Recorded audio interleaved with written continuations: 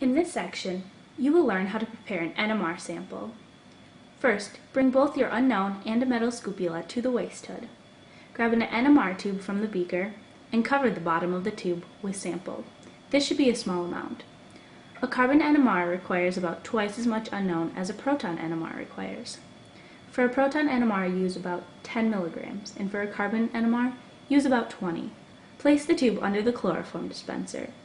Lift the top of the dispenser all of the way and let it drop down on its own. This will add the correct amount of solvent to the tube, 700 microliters.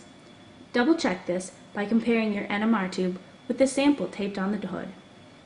Then, cap the NMR tube and take it to the NMR input room, 203, which is in between the two intro labs.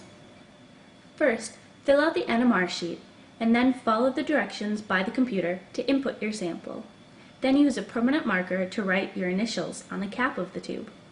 Finally, be sure to double check that the slot number and export to line are correct before you submit.